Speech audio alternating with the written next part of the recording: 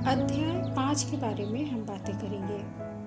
अपने लक्ष्य को हम कैसे प्राप्त करें, संन्यास और कर्म योग ये सब होता क्या है।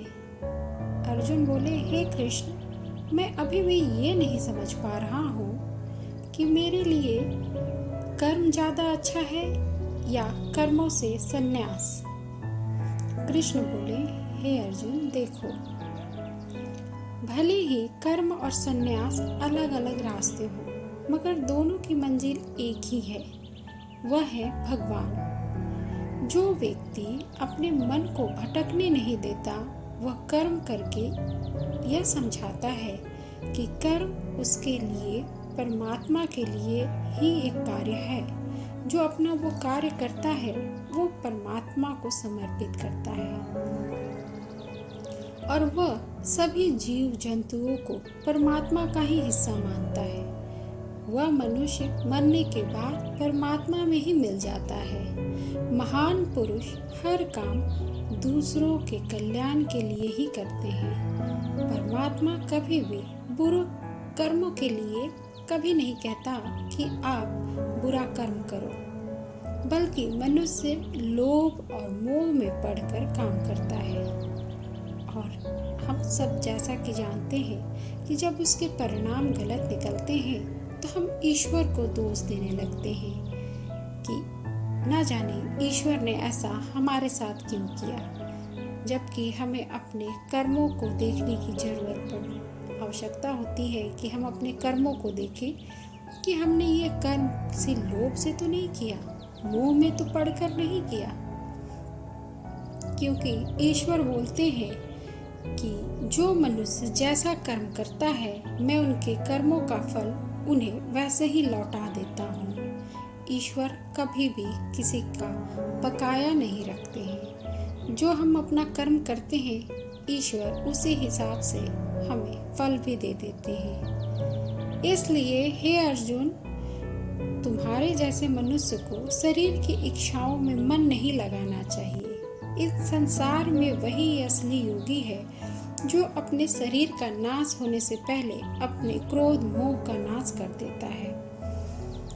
हम सबको ये समझने की जरूरत है कि जो हम अपने इतने शरीर से प्रेम करते हैं, आखिर ये शरीर तो नश्वर है ही। सबसे पहले जो हमारे हाथ में है, हमारे मोह, हमारे क्रोध, इन सबको हम पहले नाश करें, तब जाकर के कहीं हम अपना जो कर्म करेंगे, राह से कभी भी भटक नहीं सकते हैं।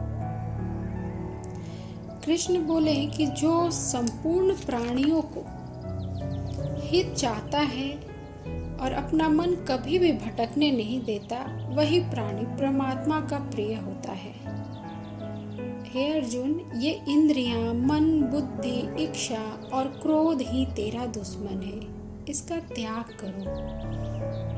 आज के युग में हम आप सब अर्जुन हैं जो मोह में अपनी इच्छाओं की वजह से, क्रोध की वजह से, इंद्रियों के वश में हम कहीं ना कहीं अपना मार्ग भूल रहे हैं, अपना लक्ष्य भूल रहे हैं। हम पहले ही हार मान लेते हैं कि हमसे ये नहीं होगा।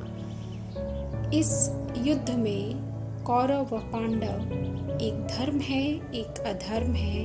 अर्जुन हम हैं। हमारा जो अधर्म के सामने जब जाते हैं तो हम हार मान लेते हैं। क्रोध, लोभ, मोह, माया, ये सब इतना हावी हो जाता है, लगता है कि हमारे लिए ये सब कुछ संभव ही नहीं है। आखिर मैं इन सब से जीत करके भी करूँगा तो क्या करूँगा, आखिर इसका फल क्या होगा, मैं ऐसा क्यों करने जा रहा हूँ, कुछ समझ में नहीं आता है। आज हम अर्जुन के तरह भटके हुए हैं। हमारा मार्गदर्शन ये गीता ज्ञान ही करेगा। आज के युग में हम सबको इसका ज्ञान होना बहुत जरूरी है। ये किसी धर्म से नहीं बांधता है। कि गीता का ज्ञान आपको, आप हिंदू हैं तो आप ही इसको अर्जित कीजिए, नहीं, इसे हर किसी को जानना बहुत जरूरी है। ये जीवन का सार है, मूल मंत्र है। इसमें हर कुछ बताया गया है जिससे आपको आपकी मुश्किलों से छुटकारा दिलाने में आपका हितैषी बनेगा, मददगार बनेगा। हमारा शरीर हरदम रिलैक्स रहना चाहता है क्योंकि हम सोचते हैं कि अब हमारा शरीर आराम करने के लिए कह रहा है, यानी आपका शरीर आपकी बुद्धि पर भारी पड़ रहा है और आप वैसा ही करना शुरू कर देते हो। मगर हमें अपने मन को वश में करना पड़ेगा, तभी तो परमात्मा को प्राप्त करेंगे। बल्कि हम अपने परमात्मा को ही नहीं प्राप्त करेंगे, अपने लक्ष्य को भी प्राप्त करेंगे और सफल होंगे। आज के युग में हर इंसान भटका हुआ है। उसे समझ में नहीं आता कि मैं आखिर अधर्म के खिलाफ युद्ध लड़ूं तो क्यों लड़ूं। हम भूल जाते हैं उस धर्म अधर्म के बीच में फंसकर कि क्या सही है क्या गलत है। हम निर्णय ही नहीं ले पाते हैं, ये सोच ही नहीं पाते हैं कि आखिर हमें करना क्या चाहिए। हमें अपने सारथी कृष्ण परमात्मा के दिए हुए इस ज्ञान को हरदम ध्यान रखना चाहिए कि हमारी जो क्रोध है, इच्छा है, इंद्रियां हैं, मन जो हमें अपने काबू में कर लेती है, ये हमारी दुश्मन है। इनका त्याग करना चाहिए और हमें ये सोचना चाहिए कि हमें अपना कर्तव्य किस तरह निर्वाह करना है जिससे हम अपने लक्ष्य को प्राप्त कर सकें। जैसा कि अर्जुन जब अपने युद्ध के मैदान में पहुंचे थे तो उनका पहुंचने का मकसद क्या था? अपने लक्ष्य की प्राप्ति, अधर्म पर धर्म की विजय। लेकिन कहीं न कहीं वह इस मार्ग से भटकने लगे। हम भी ऐसा ही करते हैं। कभी कभी हम निर्णय नहीं ले पाते हैं कि हमें ये चीज़ करना है नहीं करना है।